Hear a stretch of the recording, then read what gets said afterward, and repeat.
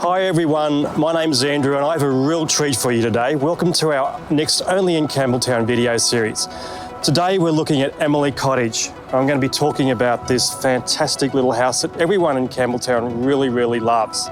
We know it is very old, but just how old is Emily Cottage? Well, it sort of dates between, we think, 1823 and 1827, somewhere around about that time.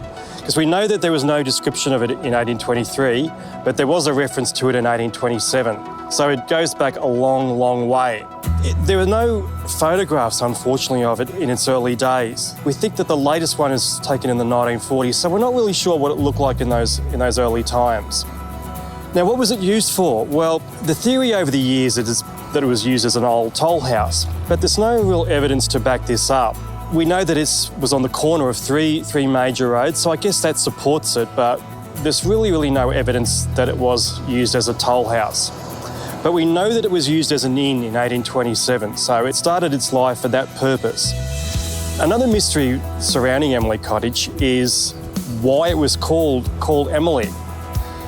There's a couple of main theories. One is that there was a girl named Emily Denmead that lived here in about the 1870s, 1880s, and it was named after her.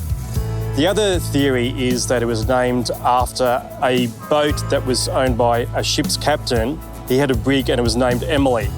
So that is also another possibility. So there's a few mysteries about this lovely little cottage called Emily Cottage.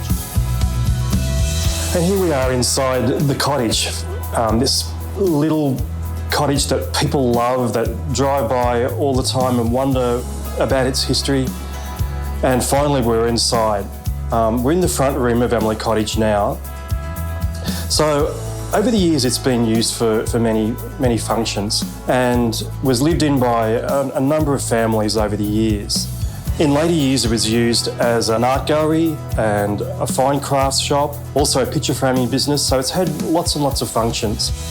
One of the families that lived here in the 1870s and 1880s was a family by the name of Denmead, and they had a butchery either adjacent to Emily Cottage or very close by, we think.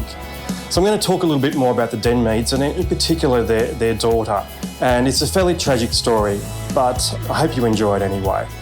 So if you'd like to follow me, and I'll tell you a little bit more about the story.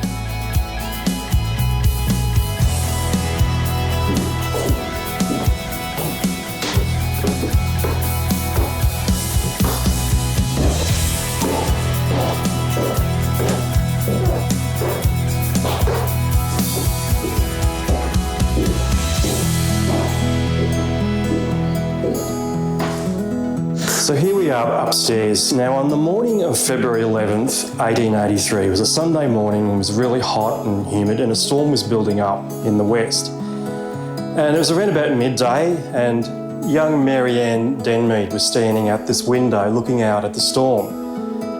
And tragically, a lightning bolt struck Marianne and she died instantly. So it came through this window, the curtains caught on fire and it actually struck her bed. And all the bedclothes started to burn as well. But she was killed instantly from the newspaper reports. Now there are a couple of ghost sightings in Emily Cottage.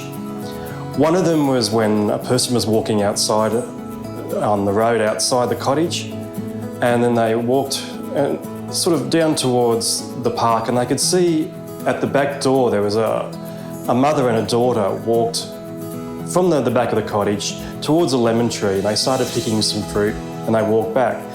But the thing about them was that they were dressed in really old clothing that you wouldn't find in modern times.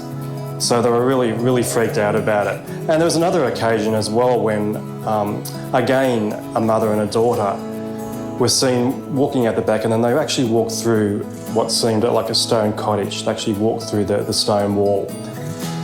So there are, we think, some ghosts in Emily Cottage, and it is haunted.